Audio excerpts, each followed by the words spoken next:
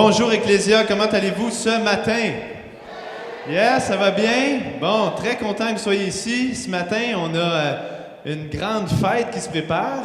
J'imagine qu'il y en a beaucoup qui sont encore dehors, puis c'est correct. On va avoir l'occasion de sauter dans le château, manger des hot dogs, de la barbe à papa. Ceux qui se demandent pourquoi on fait une fête, c'est notre fête de clôture de l'opération J'aime mon voisin, qu'on fait à chaque année depuis 5-6 ans, je me souviens pas comment. Puis, Opération J'aime mon voisin, en gros, c'est qu'on a passé la semaine à offrir notre aide à n'importe qui en avait besoin. On a fait des ménages, on a fait des déménagements, on a désherbé, on a aidé en tout et partout une quinzaine de familles à faire quelque chose qui avait besoin d'aide. Puis là, on veut fêter, donc j'imagine qu'il y en a certains d'entre vous qui sont ici parce que vous avez vu notre équipe durant la semaine, puis vous êtes vraiment les bienvenus. On est content que vous soyez ici pour la première fois, peut-être. Moi, je m'appelle Jacob, je suis un des pasteurs ici à l'Église, puis vraiment un chaleureux bienvenue à vous. L'opération J'aime mon voisin, c'est une de mes semaines préférées de l'année. Puis un de mes moments préférés, c'est qu'à chaque année, on va dans les HLM, juste ici, au coin à Saint-Jérôme, puis on fait une grosse guerre de ballons d'eau qui devient épique à chaque année. C'est le free for all, tout le monde se fait mouiller. Qui a participé cette année? Levez la main si vous étiez ici à la guerre de ballons d'eau. Yeah. Super! Alors, vous sec? Vous êtes sec? Et à chaque année, on a aussi des surprises quand on fait ça. Puis, j'ai eu une surprise cette semaine, c'est-à-dire des situations un petit peu moins le fun, mais en même temps qui nous instruisent beaucoup. Je dirais que c'est ma seule chose je suis triste cette semaine, c'est que je me dis, j'aurais donc aimé que chacun de vous puissiez participer à ça, puis participer à pouvoir aider des gens. Il y a une situation qui a été difficile, mais je vais l'utiliser comme une métaphore pour le discours que je vais apporter ce matin. On m'a appelé, il était peut-être 11 heures, et une des équipes s'était rendue chez une dame, pas loin d'ici, au centre-ville. Et quand cette dame-là nous avait appelés, elle avait dit « J'ai vraiment besoin d'aide pour déménager ». Elle était vraiment en panique, elle pleurait au téléphone, elle dit « Mon propriétaire m'expulse, il faut absolument que je parte avant jeudi, je ne sais pas comment je vais faire pour libérer toutes mes choses. » Puis là, elle paniquait. Et là, Valérie, qui était la coordonnatrice, merci Valérie d'avoir été la coordonnatrice cette année, Valérie a dit à cette dame-là, bien, combien de choses vous avez à déménager? Et la dame a répondu, un voyage, ça rentre dans une auto. Alors là, donc à 11 heures, l'équipe qui était là m'appelle et me dit, Jacob, on a un problème. Je dis, c'est quoi? Bien, il y a beaucoup plus qu'un voyage. OK? Puis là, la madame, elle commence à paniquer, stresser, puis là, elle nous crie après avec des pas beaux mots. Ça commence à être vraiment difficile. C'est que je dis, OK, je m'en viens. C'est que je laisse mes choses, je m'en vais les rejoindre. Quand je suis arrivé, ça avait été un petit peu calmé. Mais là, je rentre dans l'appartement et c'était épouvantable. Vraiment dégueulasse. De la cochonnerie partout. C'était sale. Il y avait du stock là, qui n'avait pas rapport. Un gros morceau de métal, des plats avec des vieux bonbons dedans, des diachylons, il y a toutes sortes d'affaires. Puis là, la madame voulait tout apporter. Tout apporter. Puis là, je lui disais, mais madame, c'est des cochonneries, vous ne voulez pas tout apporter ça? Elle dit, oui, il faut tout que je vide, puis ça, je le veux, puis ça, je veux le garder, puis ça, je veux le garder. Finalement, on fait 1 voyage, 2 voyages, 3 voyages. On arrive dans son nouvel appartement qui est propre, spick and span. Tout peinturé, des beaux planchers, nouveau frigo, tout est là. Puis là, wow, madame, vous allez être bien. Elle dit oui. Mais je dis, madame, pourquoi vous voulez apporter toutes ces choses? Êtes-vous sûr que vous voulez apporter toutes ces choses-là? Puis en lui disant ça, vous savez qu'est-ce qui a flashé dans ma tête? C'est ça la métaphore pour ce matin. Quand Dieu a envoyé son Fils, Jésus, sur la terre, il est entré dans notre dégât. Il est entré dans un endroit, la planète Terre, qu'on avait toute cochonnée. peut-être pas avec de la poussière, mais avec de la jalousie, avec de l'amertume, avec du mépris, avec de l'apitoiement sur soi, avec toutes sortes de choses. Et puis le même réflexe que nous, on a eu quand on est rentré, de dire comme on ne veut pas vraiment être ici. Jésus aussi, en marchant sur la terre, était triste de l'état dans lequel c'était. Et là, au moment où est-ce qu'il nous a offert l'espoir, parce que Jésus est venu puis il a offert l'espoir, il a dit, je vous apporte la réconciliation avec Dieu. Jésus a dit, je vous apporte le pardon de vos fautes, je vous apporte l'espoir d'une vie nouvelle. Je vais vous libérer de vos craintes. Il nous a offert tout ça. Et là, nous, comme cette dame-là, on a dit, merci, mais on a tendance à dire, je peux-tu quand même apporter mes cochonneries avec moi? Regardez comment on le lit dans les mots mêmes de la Bible, dans Éphésiens, chapitre 2. C'est un texte qu'on a survolé il y a quelques semaines. Puis ceux qui venaient à Ecclésia, vous savez que ce qu'on aime, à chaque dimanche, une fois par semaine, on revient, puis on ouvre un texte de la Bible, puis on l'expose, puis on va aller voir qu'est-ce que ça veut dire vraiment. Parce qu'on croit que Dieu nous parle à travers la Bible. Et on passe à travers ce livre-là dans le Nouveau Testament qui est Éphésiens. Dans le fond, c'est une lettre à une église qui était à Éphèse, mais c'est une lettre qui visait à être répandue un peu partout, que toutes les églises de la région puissent la lire. C'est une lettre écrite par l'apôtre Paul, un des premiers missionnaires qui implantait des églises partout dans l'Empire romain.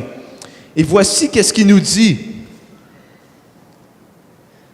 au chapitre 2, verset 1. Et si tu es ici, puis dernière chose avant que je lise, si tu n'as pas de Bible avec toi, sois pas gêné de ça, mais on va t'en donner une. Il y a des gens à l'accueil qui vont juste se promener puis t'offrir une Bible.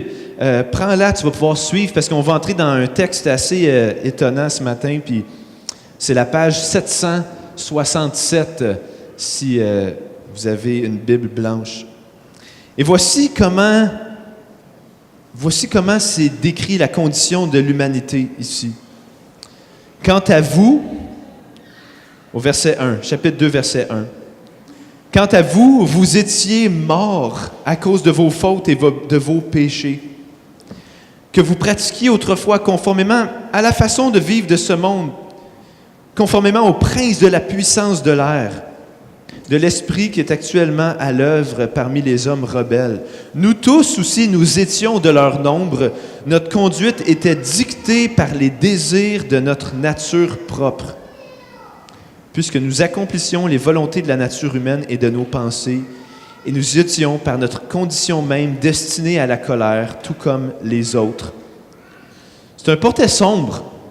Puis peut-être, j'imagine que beaucoup d'entre nous qui sommes assis ici, on se dit « Ah, mais moi, je ne vis pas dans une condition comme cette dame-là. Ma vie est plus ordonnée que ça, mes finances sont plus en ordre, j'ai fait le ménage, comme je suis bien, ma vie va quand même bien. » Mais ce qu'on lit ici, c'est que quand on est détaché de Dieu, quand Dieu n'est pas au centre de nos vies, on est perdu. On est même considéré comme mort parce qu'on ne connaît pas vraiment pourquoi on est sur la terre. On n'a pas l'espoir que Dieu donne. On ne connaît pas l'amour que Dieu a pour nous. Et tout ce qu'on peut faire, c'est suivre les désirs de notre nature propre. Spirituellement, on est mort. Spirituellement, on est dans un désordre total. Mais la bonne nouvelle, c'est que ça ne finit pas là. Au verset 4, l'apôtre Paul, il continue. Après avoir décrit notre condition, il dit « Mais Dieu est riche en compassion. À cause du grand amour dont il nous a aimés, nous qui étions morts en raison de nos fautes, il nous a rendus à la vie avec Christ. C'est par grâce que vous êtes sauvés.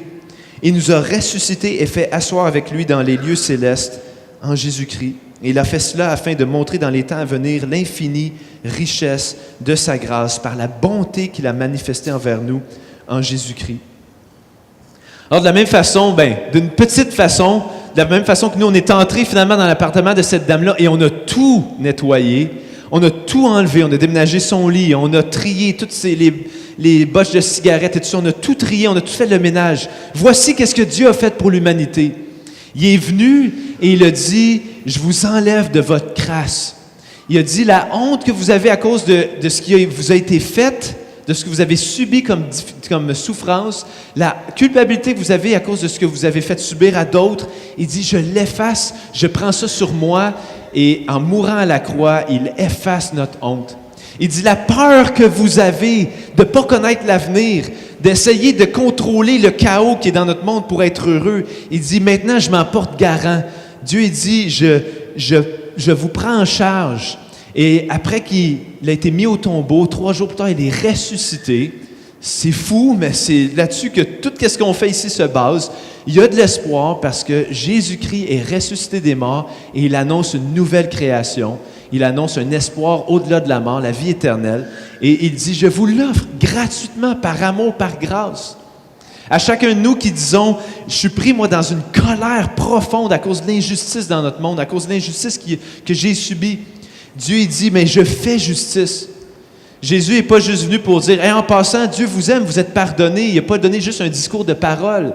Il est venu lui-même et il a été lui-même maltraité, battu et finalement crucifié.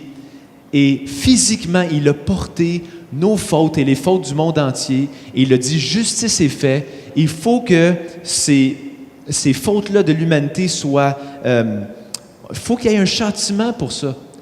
Dieu ne tolère pas le mal. Et donc, il l'a subi lui-même.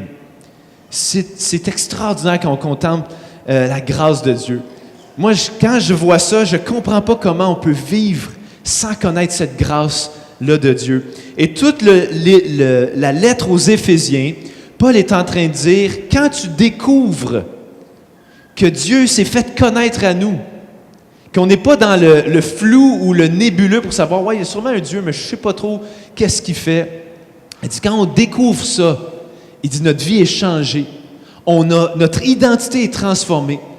Plutôt qu'être une victime, plutôt qu'être un coupable, plutôt qu'être une personne qui se bat contre le chaos du monde, tu deviens bien-aimé, tu deviens enfant adopté, tu deviens nettoyé. Et comme cette dame-là est arrivée dans son nouvel appartement, tu recommences à 0. Après ça, la question, c'est est-ce que tu vas ramener tes cochonneries ou tu vas recommencer à 0? Et donc, dans la première moitié de sa lettre, Paul est en train de dire, voici qu'est-ce que Dieu a fait. Oups, ça marche-tu, ça? Attends, je vais l'ouvrir. Dans sa première moitié, il y a 6 chapitres dans Éphésiens. La première moitié de la lettre, je le dis à chaque fois, à chaque dimanche pour qu'on s'en souvienne, mais dans la première section, là, il continue en disant, qui est Dieu? Qu'est-ce qu'il a fait? Qui nous sommes? Et dans la deuxième section, il dit, maintenant que tu as cru ça, maintenant que tu as reçu cette grâce-là, voici comment vivre. C'est dans l'action. Nous, on a tendance à passer presque tout notre temps dans la deuxième partie, c'est-à-dire, OK, qu'est-ce que je suis supposé faire, moi, pour être heureux? Mais la première partie que la Bible nous montre, c'est, premièrement, il faut que tu connaisses Dieu. Il faut que tu saches qu'est-ce que lui a fait. Il faut que tu l'acceptes. Il faut que tu laisses te transformer. Ensuite, tu vas pouvoir changer ta vie. Hier, j'ai eu le privilège de célébrer le mariage d'un jeune homme et une jeune femme qui étaient des purs étrangers pour moi il y a 3 semaines. Et c'est un ami qui organise leur mariage qui m'a demandé de venir célébrer leur mariage. Puis, hey, j'ai tellement aimé ça. Lui est d'origine roumaine, mais il est grandi au Québec. Elle est québécoise. Puis, en s'assoyant avec eux, c'était pas un mariage religieux en tant que tel. C'était vraiment une cérémonie de mariage simple, classique. Mais moi, je n'étais pas capable de m'empêcher de leur dire, tu sais, moi, ce que j'aime vraiment du mariage, là, je vais vous le dire, c'est que c'est une image de l'amour de Dieu envers les êtres humains.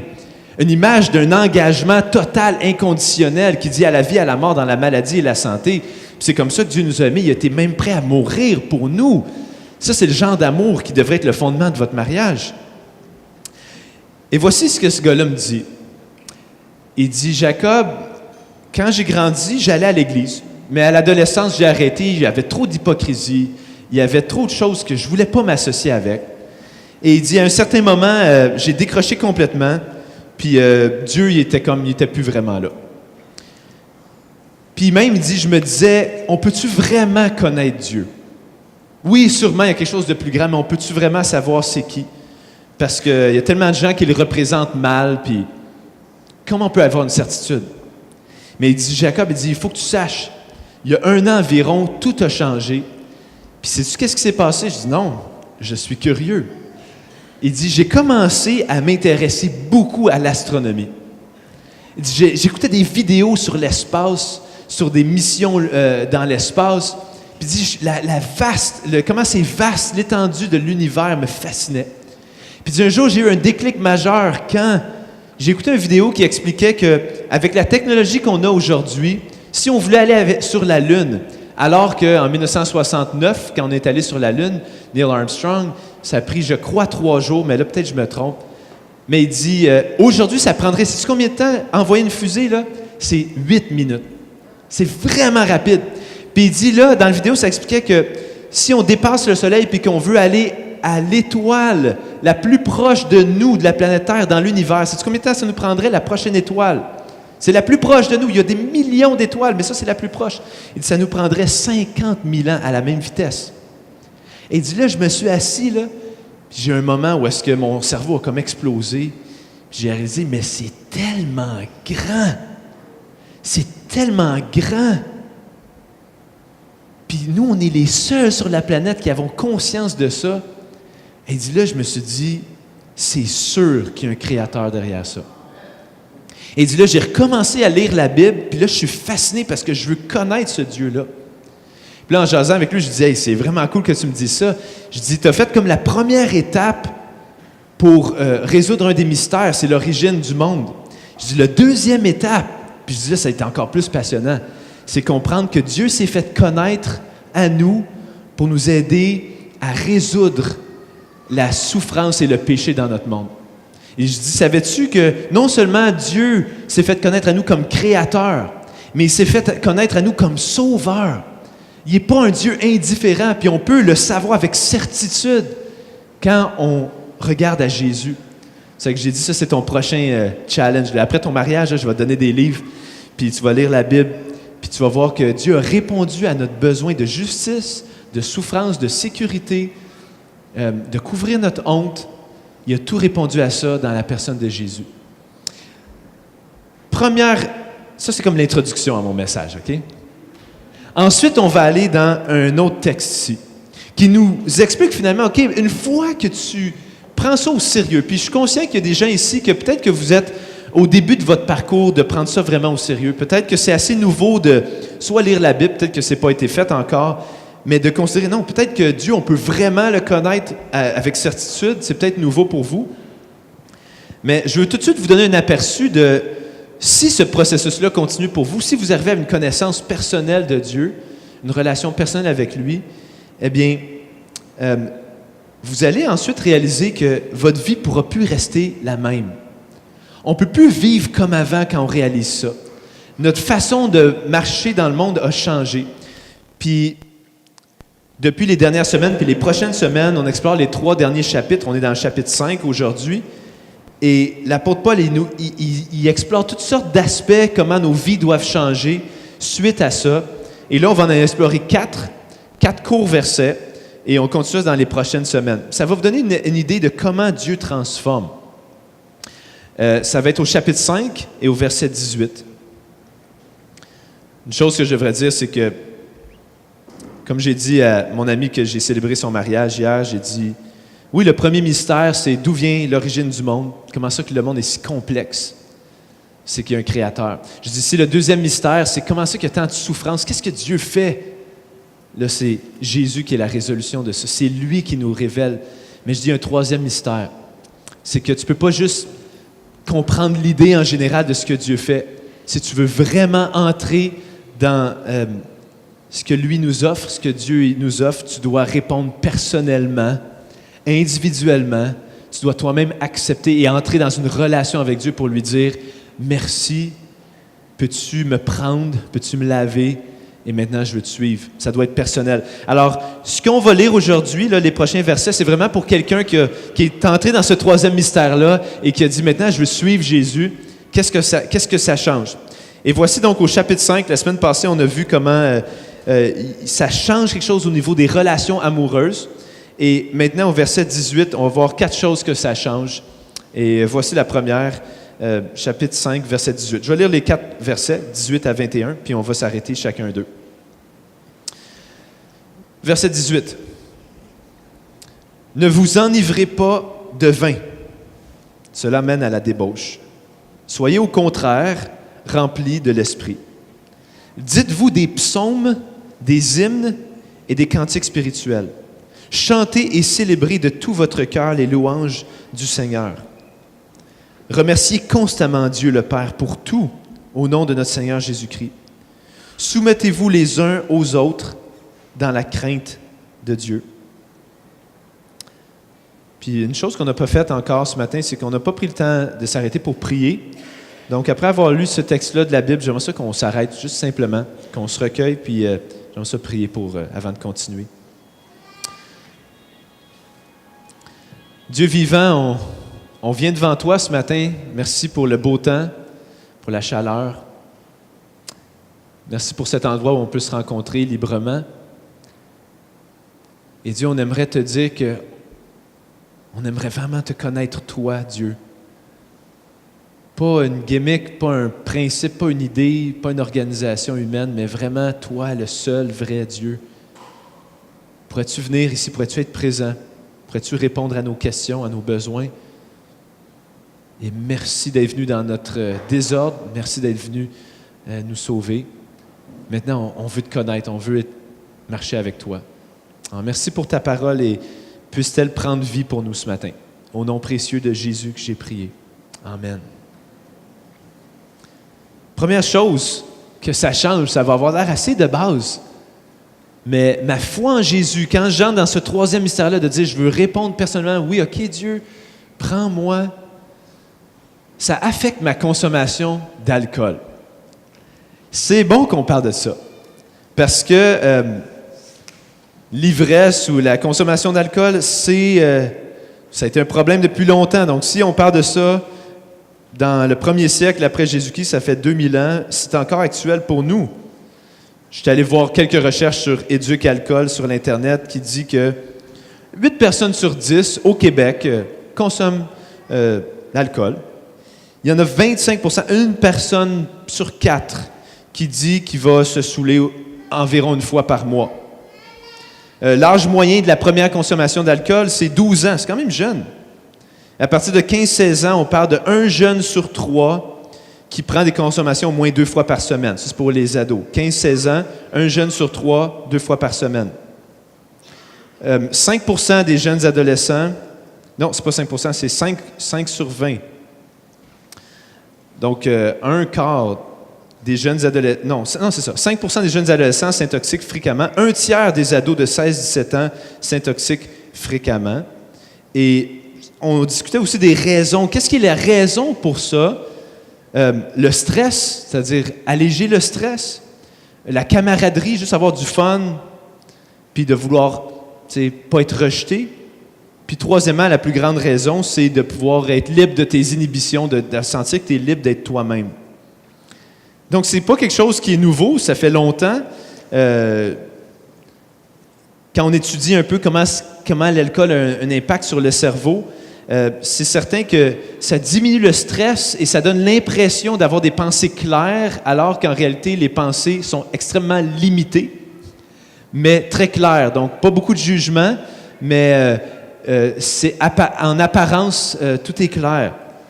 Donc ça, c'est un petit peu de la science et des réalités du Québec au niveau de l'alcool. Puis ce qui est intéressant, c'est que ce qu'on voit ici, c'est que quand tu découvres que Dieu t'a pris en charge, que Dieu t'aime, qu'il a couvert ta honte, qu'il est pour toi, le Dieu de l'univers, ça travaille au niveau de la racine profonde qui amène vers l'ivresse, le stress, le désir d'être accepté. Donc, ça arrive à la racine. Mais ce qui est intéressant, c'est que si le verset disait juste « Ne vous enivrez pas de vin, cela mène à la débauche », on pourrait dire, ça veut dire qu'être chrétien, être un disciple de Jésus, essentiellement, c'est de mener une vie morale. C'est pas juste dans l'Église ou les chrétiens qui parlent de ça. Éduc-Alcool, il y a plein de sites web qui parlent des méfaits de l'alcool, les alcooliques anonymes. Il y a plein d'organismes qui disent exactement le même message. Faites attention, buvez de façon modérée, etc. Mais ça finit pas là. Le message qu'on voit ici, c'est pas juste « Hey, ne vous enivrez pas de vin ». Mais c'est un peu tout de suite après, ça dit « Soyez au contraire remplis de l'Esprit ». Voyez-vous, il y a une tonne de gens qui ont réussi à arriver à une sobriété, à se libérer de l'alcool, mais qui ne sont pas remplis de l'Esprit. Le but de Dieu, le but en venant et en nous montrant son amour, c'est pas d'avoir des gens qui suivent toutes les bonnes règles d'une bonne société, qui font pas ci, qui font pas ça, qui se saoulent pas. Non, il dit, ne vous enivrez pas de vin, cela mène à la débauche, mais au contraire, soyez remplis de l'Esprit. Le but, c'est pas juste de faire le ménage de l'appartement, c'est de l'habiter. Alors, il est en train de dire, au lieu de te remplir de vin, au lieu de te remplir d'alcool, de t'intoxiquer par l'alcool, remplis-toi par l'Esprit de Dieu. L'Esprit de Dieu vient transformer. L'Esprit de Dieu, c'est quoi ça? Ça veut dire quoi? Le Saint-Esprit, c'est qui? Même parmi ceux qui ont lu la Bible, des fois, c'est un peu pas clair. Comme, oui, Dieu, le Dieu créateur, oui, OK, Jésus, le Fils de Dieu, oui, mais l'Esprit de Dieu, c'est quoi? Alors, rapidement, j'aimerais ça faire un mini-survol, puis j'ai pas le temps d'aller dans toute la Bible, mais juste dans ce livre-là de la Bible, un mini-survol de toutes les références à l'Esprit de Dieu. Vous savez, nous, comme Église, puis les chrétiens croient généralement que Dieu s'est fait connaître à nous, 3 personnes, un seul Dieu, la Trinité. Puis alors que c'est un grand mystère, on n'est pas sûr de comprendre comment ça fonctionne. C'est pas 3 dieux, c'est un seul Dieu en 3 personnes. Mais c'est comme ça que Dieu se fait connaître à nous. Un Dieu, le Père, le Fils et son Esprit. Son Esprit qui est présent. Alors rapidement, un mini-survol. Qu'est-ce que l'apôtre Paul nous enseigne sur l'Esprit? Ça veut dire quoi quand il dit « Soyez au contraire remplis de l'Esprit ». Il ne dit pas « intoxiquez-vous de l'Esprit », c'est pas le même mot, il ne dit pas « enivrez-vous », mais on voit le parallèle quand même. Il dit « quand c'est difficile, quand tu veux fêter, quand tu veux être avec des gens, une connexion, va pas vers l'abus d'alcool, va vers l'Esprit de Dieu, la présence de la personne de Dieu. » Qu'est-ce qu'il veut dire par l'Esprit de Dieu? J'ai une dizaine de références. J'ai pris juste toutes les fois où est-ce que le mot Saint-Esprit ou Esprit de Dieu revient dans ce petit livre-là, puis ça va nous donner un exposé de c'est quoi ça, c'est qui ça? J'aime pas dire c'est quoi ça, c'est pas une force impersonnelle, c'est la présence même de Dieu. C'est simple, mais il commence en disant, quand tu réponds, comme je disais tantôt, quand tu réponds personnellement à l'amour de Dieu, eh bien, le Saint-Esprit est donné comme un gage de notre héritage. Si tu as déjà eu l'occasion d'acheter une maison ou d'acheter un bicycle ou une auto, il faut faire un dépôt en premier. Un dépôt qui est une garantie de tout ce qui s'en vient. J'ai une garantie que je vais payer et que le reste va m'appartenir. Donc, même quand tu as commencé le dépôt, même quand tu as juste donné le dépôt, j'ai pu rentrer dans ma maison puis habiter là. Alors, voici comment le Saint-Esprit décrit. Le Saint-Esprit, c'est la présence de Dieu qui vient comme un gage, un dépôt, en attendant la vraie réalité de vivre dans la présence de Dieu, une fois qu'il va avoir renouvelé la terre entière. Mais en attendant, on n'est pas laissé tout seul. Il dit non, je te donne le Saint-Esprit comme un gage de notre héritage. Un autre mot qui est utilisé, c'est une empreinte. Le mot, c'est aussi un sceau. Nous, on ne connaît plus ça, on signe notre nom, mais dans l'Antiquité, à l'époque où cette lettre-là est écrite, quand un empereur ou un roi ou quelqu'un d'important voulait authentifier que cette lettre venait vraiment de lui, comme vous savez, il faisait fondre de la cire pour sceller un rouleau de papier ou un papyrus. La cire venait sceller. Et là, qu'est-ce qu'il faisait avec son étampe? Il venait marquer. Puis là, ça indiquait, ça, c'est César Auguste qui a dit ça, exemple. Alors, voici qu'est-ce que Dieu dit. Une fois que tu réponds personnellement à Jésus, voici le cadeau qui t'est donné, l'empreinte du Saint-Esprit. Tu es marqué, sa présence est là. Ça, c'est une promesse. Alors, tu n'es pas seul. Tu n'es pas juste en attente de la mort en disant, bon, ben un jour, peut-être qu'après ma mort, je vais rencontrer Dieu, mais en attendant, c'est juste un long désert. Non, Dieu dit, je suis avec toi. Un avant-goût, pas tout l'héritage, mais un avant-goût. Deuxièmement, il faudra que j'aille plus vite parce que ça va être long. Dans chapitre 1, verset 17, on lit que Paul, il fait une prière, il dit, « Je prie que le Dieu de notre Seigneur Jésus-Christ, le Père de gloire vous donne un esprit de sagesse et de révélation qui vous le fasse connaître. Donc, comment on peut connaître Dieu? C'est l'Esprit qui nous le révèle. Quand on lit la Bible, et avec un cœur ouvert, l'Esprit de Dieu vient nous faire connaître qu'est-ce qu'on lit, que c'est vraiment Dieu qui nous parle. C'est l'Esprit de Dieu qui nous le fait connaître maintenant. Au chapitre 2, verset 18, on lit ceci. « À travers lui, c'est-à-dire Jésus, en effet, nous avons les uns et les autres accès auprès du Père par le même Esprit. » Donc, comment on peut se présenter à Dieu et même prier à Dieu?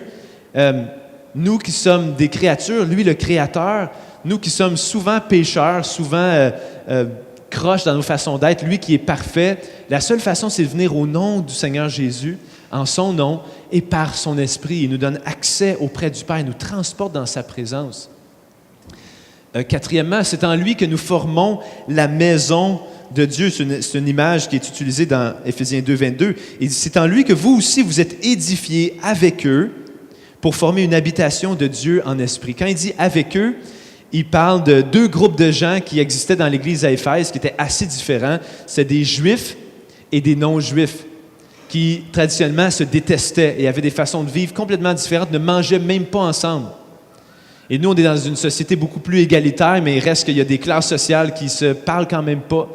Il y a des gens qui ont honte, qui auraient honte d'être vus avec d'autres personnes, d'autres types de gens. Puis ce que Paul dit ici, il dit, quand tu acceptes, quand tu reçois l'amour de Dieu, eh bien, tu formes avec les autres, même s'ils sont différents ou même étranges pour toi, d'une autre culture, d'une autre classe sociale, vous formez ensemble une habitation de Dieu.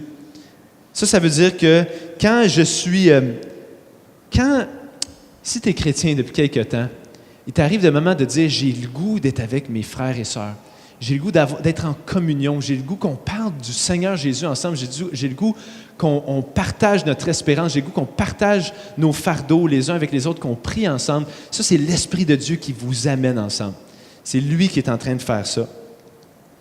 Dans Éphésiens 3, 5, on lit prochaine chose, il est déjà 11 heures, hein? Il reste quelques minutes. C'est l'Esprit qui a révélé aux apôtres, les premiers disciples de Jésus, le plan de Dieu. On lit, il a maintenant été révélé, le plan de Dieu, par l'Esprit à ses saints apôtres et prophètes. Donc, c'est pour ça que nous, on considère la Bible comme un livre tellement spécial. Beaucoup de gens diraient, ouais, mais c'est un livre religieux, il y en a d'autres, il y a le Coran. Oui, mais ce livre-là s'auto-proclame être une révélation de Dieu. Maintenant, il faut que tu ailles tester ça. Est-ce que tu peux le considérer? C'est un livre qui a été écrit sur un espace de 1500 ans par plus de 40 auteurs. Et c'est toute une histoire qui se tient d'un bout à l'autre par toutes sortes de gens diversifiés. Et tu vois les promesses de Dieu qui s'accomplissent. C'est un livre fascinant. Et c'est pour ça que quand on lit la Bible, on peut dire « L'Esprit de Dieu a parlé ici ». C'est pour ça que nous, on la tient comme notre plus grande autorité, bien au-delà des leaders de notre Église. Ça, c'est l'Esprit de Dieu. Je termine avec quelques derniers. L'Esprit nous unit. Dans le chapitre 4:30, ça dit n'attristez pas l'Esprit de Dieu. C'est là qu'on voit qu'il est personnel. On ne peut pas attrister une chose ou une puissance, mais on peut attrister une personne. Alors, ne l'attristez pas, l'Esprit de Dieu. Et on voit aussi que c'est lui qui produit des fruits, dans chapitre 5, verset 9, de bonté, de justice, de vérité. Ça dit que c'est l'Esprit de Dieu qui produit ça en nous. Les fruits, c'est une bonne image de quelque chose qui est produit, qui est visible et extérieur, mais qui vient de quelque chose d'invisible. Toute la sève qui monte dans un arbre va nourrir les branches, va finalement produire du fruit. Voici ce que Dieu est en train de dire ici. Il est en train de dire l'Esprit de Dieu, on ne le voit pas nécessairement. Il est invisible, mais il vient nous faire connaître Jésus. Il vient nous donner envie d'être avec nos frères et sœurs. Il vient même produire des actions de bonté, de justice, de vérité. Donc, ce qui devient visible a été produit par l'Esprit de Dieu invisible. Un mini survol, un long survol en fait, mais qui nous dit que quand on donne notre vie à Jésus, on réalise que ça brise l'impulsion d'aller vers l'alcool pour noyer nos soucis, notre chagrin, trouver les connexions ou se sentir libre d'être nous-mêmes. Mais au contraire, on découvre que la présence même de l'Esprit de Dieu nous comble, nous rassure, nous donne des connexions extraordinaires avec des gens et finalement nous donne la liberté d'être nous-mêmes parce qu'on est accepté par Dieu comme on est. Je trouve ça important d'en parler parce que je sais que plusieurs d'entre vous, ça a été aussi une lutte dans vos vies. Puis je dois vous réaliser, il n'y a pas de jugement. En même temps, c'est très clair qu'est-ce que Dieu dit. Il dit non, allez pas vers ça. C'est un ordre, c'est clair, mais c'est pas juste une directive de dire fais pas ça, arrête. C'est fais pas ça, mais tourne-toi vers l'Esprit de Dieu. Remplis-toi par l'Esprit de Dieu. Écoute ses promesses dans la parole de Dieu. Sois avec des frères et sœurs. Laisse-le porter des fruits de bonté, de justice, de vérité. Et c'est ça la directive. Je trouve ça important de le dire, parce que beaucoup de gens vont dire « Ah, les gens religieux, ouais, c'est sûr, tu n'as pas le droit de faire ci, tu n'as pas le droit de faire ça, tu n'as pas le droit de faire ça. » C'est pas ça le point. C'est tu fais pas ça parce que tu as trouvé quelque chose de bien, bien, bien mieux. Ça ne veut pas dire que c'est fini à tout jamais. Il y en a que ça va être une lutte pendant longtemps, mais c'est un encouragement. Remplissez-vous de l'Esprit de Dieu dans sa présence. Rapidement, on va aller rapidement pour les 3 autres points, mais ma foi en Jésus affecte aussi la musique que j'aime. C'est étrange qu'est-ce qu'il dit, mais il dit « Dites-vous des psaumes, des hymnes et des cantiques spirituels. Chantez et célébrez de tout votre cœur les louanges du Seigneur. » Moi, je crois qu'il y a un lien aussi. Il vient de parler, il dit « Remplissez-vous de l'Esprit de Dieu. » Et tout de suite après, il dit « Dites-vous des chansons. » Il donne toutes sortes de types de chansons anciennes. Là, nous, on ne connaît pas beaucoup ces mots-là, mais un psaume, c'était simple. C'était une poésie accompagnée d'instruments de musique. Un hymne, c'est... on parle d'un hymne national qui élève notre pays, mais un hymne, c'est un chant qui élève Dieu, qui l'honore, qui le met lui en évidence. Et un cantique spirituel, c'est simplement une chanson qui est inspirée par l'Esprit de Dieu. Alors, il dit ça, là, ça devrait faire partie, puis je pense que c'est intégré avec comment on peut se remplir de l'Esprit de Dieu. Il dit que la musique qui célèbre Dieu, ça fasse partie de vos vies. De tous les styles. Il n'est pas en train de dire, en passant, ça peut juste être tel style de musique que vous devez utiliser. Non, il ne parle pas de style de musique. Il dit une diversité de différents types, mais aimez la musique qui célèbre la personne de Dieu, qui va vous amener dans sa présence, qui va le célébrer. C'est pour ça qu'à chaque semaine, nous, c'est une autre composante de ce qu'on fait. Il va y avoir une exposition d'un texte de la Bible, puis après ça, on va se lever, puis on va chanter. On va chanter à Dieu de toutes sortes de différents styles. À chaque semaine, c'est assez différent. Et c'est de la musique qui nous aide à entrer dans sa présence. Je ne sais pas, toi, tu sais, la musique, c'est fort, hein? C'est tellement fort. Je sais que vous avez tous eu des moments, en tout cas, j'imagine, où est-ce que, je sais pas, tu es dans l'auto, puis tu entends à la radio une chanson, là, puis elle te marque à vie. Après ça, tu veux l'écouter comme 10 000 fois de suite. Ou bien tu es avec un ami puis il te fait écouter quelque chose. C'est vraiment fort. Ça rentre dans le fond de notre être. Ça résonne. Et ça résonne encore plus fort quand c'est relié avec le Dieu vivant. C'est un encouragement pour vous qui êtes des disciples de Jésus. Ne vous privez pas de la musique qui élève Dieu. Moi, je vous dirais, là, ça c'est moi, je sais que c'est pas tout le monde qui est comme ça, mais moi, la musique, elle peut être vraiment poche. Mais si elle me parle de l'amour de Christ, là, wow, j'aime ça. Je sais qu'il y en a qui sont plus perfectionnistes, puis c'est correct. Mais même la musique poche, quand ça élève Jésus-Christ, ça me fait du bien. C'est une façon de se battre contre le chaos puis la noirceur de notre monde. Mettre de la musique qui élève Dieu. Et c'est exactement ça. Il dit, faites ça, dites-vous ça. Et il dit, chantez et célébrez de tout votre cœur les louanges du Seigneur. La musique, qu'est-ce qui est fort avec la musique? Parce que la musique, ça ne sert à rien. Je ne sais pas si vous avez déjà pensé à ça, là, mais ça ne t'amène pas plus d'argent, ça ne t'amène pas plus d'amis. Pourquoi on écoute de la musique? Parce que notre cœur en a besoin. Ça nous élève. Puis aussi, c'est que ça nous amène à qu'est-ce qui est plaisant pour nous. Et de la même façon, quand on chante ensemble, on est en train de s'attirer, de s'attirer vers qu'est-ce qu'on aime le plus, vers Dieu. Ça nous amène à chanter de tout notre cœur. La musique est puissante, puis je pense qu'on sous-estime souvent ça. Il y a beaucoup d'entre vous, probablement, que la musique, je dirais à 99% que vous écoutez, ça n'a pas rapport avec Dieu. C'est l'amour, c'est, je sais pas, toutes sortes d'affaires. Puis vous manquez quelque chose. Vous manquez quelque chose. Il y a toutes sortes de musique qui nous amènent vers Dieu. 2 derniers points rapidement. Ma foi en Jésus, j'ai plus accès, affecte mon attitude. Regardez ce qu'il dit. Remerciez constamment Dieu le Père pour tout au nom de notre Seigneur Jésus-Christ. Remerciez constamment. Il y a 2 mots qui sont grands là. Constamment, donc à tout moment. Dieu le Père pour tout. Avez-vous entendu ça? Pas juste lundi, pas juste dimanche matin, mais constamment, remerciez-le.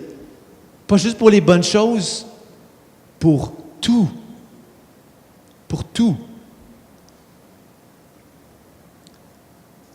Faites-vous ça? Est-ce que vous avez une attitude de gratitude ou est-ce que c'est surtout du chiolage? On est bien bons là-dessus, les Québécois. Eh boy, hein? Il fait beau, fait trop chaud, fait trop froid. Mais il dit, quand tu découvres Dieu, tu peux le remercier pour tout. Même les choses difficiles, même les choses difficiles. Même les choses difficiles. Mais c'est important qu'est-ce qu'il dit, il qualifie. Il dit, remerciez-le au nom de notre Seigneur Jésus. Parce qu'il dit, si sincèrement, sans connaître Jésus, sans le nom de Jésus, c'est vraiment, il y a bien des choses poches puis difficiles, puis qui ont ardu dans nos vies, qu'on ne veut vraiment pas remercier Dieu pour ça. Mais il dit, quand tu connais Jésus, tu réalises qu'il est capable de transformer même les choses difficiles en triomphe. La croix, c'était-tu assez laid? C'était-tu assez horrible? Et pourtant, il l'a transformé en l'espoir de la vie éternelle. L'apôtre Paul était bien placé pour dire ça, parce qu'au moment où est-ce qu'il écrit, il était en prison. Il avait été injustement mis en prison pour des fausses accusations reliées au fait qu'il parlait de Jésus. Et il remerciait Dieu quand même pour toutes choses. À un certain moment, même, il dit quelque chose d'assez intense, puis j'aimerais ça qu'on lise son texte dans une autre lettre. Mais il dit, Dieu m'a fait découvrir des choses tellement incroyables sur lui. Il dit, ça m'a fait capoter tout ce qu'il m'a fait voir sur son plan. Mais il dit, pour ne pas m'enfler d'orgueil, il m'a été mis une écharde dans la chair. Il y a eu des débats depuis des siècles sur qu'est-ce qu'il veut dire, là. Il dit, il m'a été mis une écharde dans la chair, un ange de Satan pour me souffleter et m'empêcher de m'enorgueillir. Un ange de Satan, comme un envoyé du diable. C'est-tu d'une personne qui parle qui était vraiment une plaie? Je ne sais pas moi, son voisin.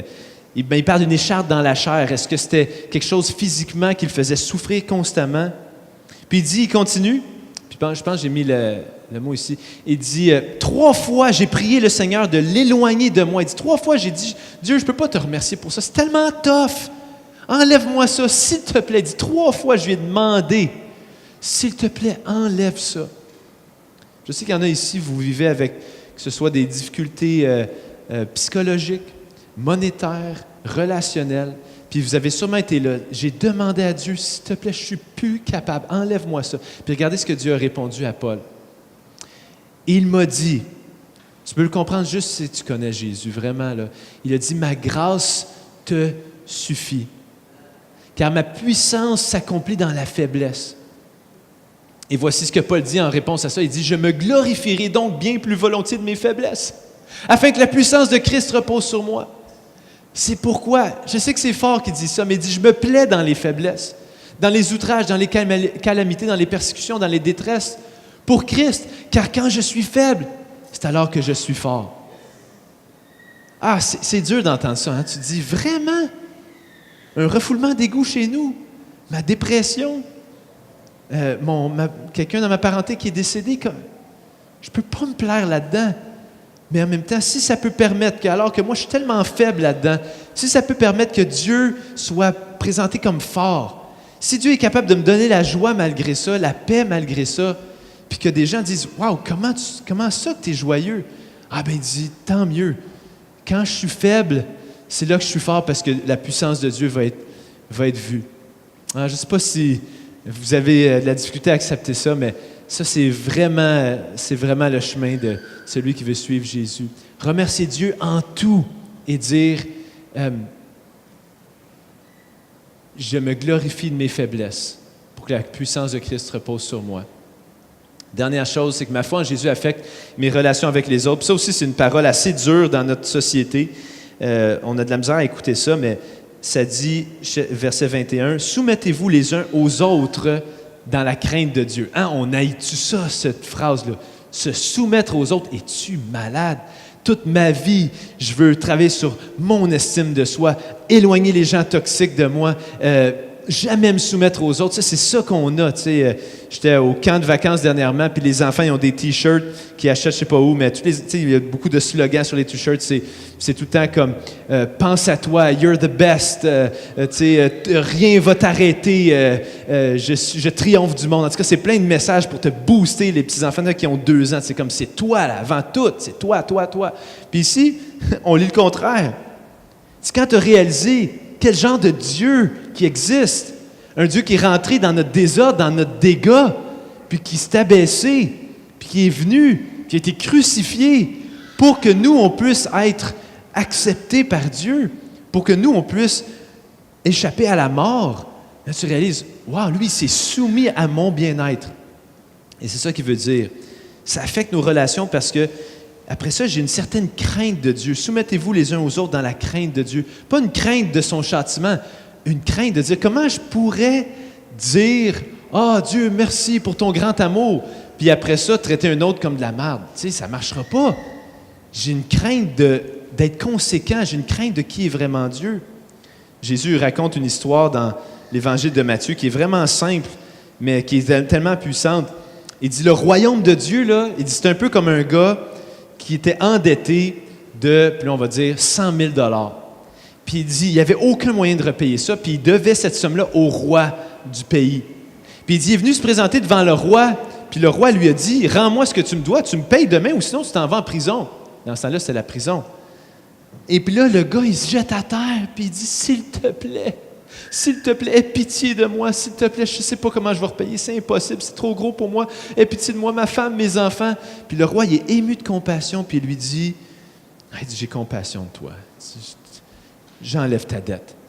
Et puis là, l'histoire continue, ce gars-là, il sort chez le roi, puis là, il est tellement heureux, il sort du palais, puis il dit, je suis libre, 100 000 $, je suis libre, le fardeau s'est enlevé. Puis là, finalement, il voit un autre homme, un de ses anciens chums, qui lui devait 10 piastres. Puis là, quand il le voit, il dit, « Hey, toi, justement, je voulais te voir, viens ici. » Puis là, le gars, il arrive, puis ça dit textuellement, Jésus, il dit, il l'a pris à la gorge, puis il a dit, « Donne-moi mon 10 piastres. Tu me payes tout de suite. » Puis là, le gars, il dit, « Écoute, je ne l'ai pas, je vais te rembourser. » Puis il dit, « Non, c'est tout de suite. » Puis il le ramène devant le roi. Puis là, vous êtes déjà en train de vous dire, « Mais non, mais c'est complètement absurde. » Oui, c'est ça, c'est absurde. Il ramène devant le roi son ami, puis il dit, « Lui, il me doit 10 piastres, puis il ne veut pas me payer. » Puis là, le roi, il le regarde, mais il dit, « T'as rien compris. T'as-tu vu comment moi, je t'ai fait grâce? T'as-tu vu comment je me suis soumis à ton bien-être? Puis toi, tu n'es pas capable de te soumettre au bien-être de quelqu'un d'autre. Il y a un gros problème, là. Je ne pense pas que tu as compris ma compassion. Tu voulais la recevoir, mais tu ne voulais pas la laisser te transformer. » Et voici ce qui se passe quand on découvre la grâce de Dieu. Ça nous transforme d'une façon qu'on ne peut pas juste dire « Ah, OK, oui, j'ai besoin d'être pardonné, d'être lavé, d'être accepté, mais je ne serai pas prête à accepter d'autres, à subir l'injustice des autres. » Il y a un problème là. C'est pour ça que celui qui veut suivre Jésus, voici ce que je te dis, voici ce que la parole de Dieu te dit. Soumettez-vous les uns aux autres dans la crainte de Dieu. Regarde les autres comme étant plus importants que toi-même. Ne cherche pas ton propre intérêt, mais comment toi tu peux servir parce que c'est ça que Dieu a fait envers nous. C'est tellement grand. Puis la semaine prochaine, on va appliquer ça parce que le texte continue et il continue en parlant du mariage. S'il y a bien une place où est-ce que c'est difficile de céder nos droits puis de se soumettre au bien-être de l'autre, c'est bien dans une relation de mariage. Et c'est ce qu'on va parler la semaine prochaine. Je vous vole pas, je vous donne pas toutes les punches aujourd'hui, mais cette relation-là vient transformer, cet amour-là de Dieu vient transformer notre mariage. Alors, j'ai une dernière question pour vous. Je vais inviter les musiciens à venir, juste de réflexion. Est-ce que tu as abandonné le contrôle de ta vie à Jésus? Peut-être une grosse question si tu t'es jamais posé ça. Peut-être tu as besoin de faire un bon bout de chemin avant de dire « Wow, je me pose cette question-là. » Mais si tu as contemplé, si tu as vu comment Dieu nous a fait grâce, nous a aimés, en mourant à la croix pour nous, se donnant entièrement pour nous, en entrant dans notre désastre, dans notre bordel, puis en venant tout nettoyer, la crasse. Si tu as compris ça, est-ce que tu es en train de dire à Dieu, merci, mais je veux garder mes cochonneries, comme la dame qu'on a aidée? Ou est-ce que tu as dit, non, je t'abandonne le contrôle, maintenant c'est toi? Est-ce que tu restes accroché à la bouteille pour dire, c'est ça que j'ai besoin pour vivre? Ou bien tu es en train de dire, non, je veux être rempli de la présence de l'Esprit de Dieu? Est-ce que tu as dit, c'est plus juste la musique pour mon plaisir, c'est plus juste ça, maintenant je veux que la musique puisse m'amener dans la présence de Dieu? Est-ce que tu as dit, je veux plus juste être chialeux, mais je veux remercier Dieu même pour les choses difficiles parce qu'il est capable de transformer ça pour sa gloire, puis il est intelligent dans comment il gère ma vie? Es-tu capable de dire ça? Puis dernière chose, est-ce que tu as abandonné même tes relations pour dire, même les relations difficiles, je vais chercher leur bien, comme Dieu a cherché mon bien, puis il a cédé ses droits. Je vais prier, puis tout de suite après, on va mettre en pratique ce qu'on a vu. On va se dire et se chanter tout ensemble des psaumes, des hymnes, des cantiques spirituels. Seigneur Jésus, merci beaucoup de t'être fait connaître à nous. Dieu, c'est de ça que moi j'ai besoin. Je te demande pardon, tu me vois, moi souvent je cherche ma propre gloire, ma propre réussite. Pardonne-moi, Dieu. Toi, tu as mis ta réussite de côté, tu as cherché la mienne. Merci, je veux te suivre, je veux être comme toi. Seigneur, merci parce que tu nous as servi. C'était tellement le fun, Seigneur Jésus, de pouvoir servir d'autres gens cette semaine. Donne-nous l'occasion de le faire encore et encore. Puis je te prie pour les gens qui sont ici, qui n'ont pas encore ouvert leur cœur à toi. Seigneur, s'il te plaît, parle-leur. Moi, c'est tout ce que j'ai pu faire. Mais toi, Dieu, tu es puissant. Adresse-toi à eux dans ce que eux vivent. Viens les transformer. Puis ensemble, aide-nous à transformer cette ville de Saint-Jérôme pour que ce soit toi, ta présence qui règne ici. S'il te plaît, la ville en a tellement, tellement besoin. Viens, Seigneur Jésus. Amen. Levons-nous, on va chanter ensemble.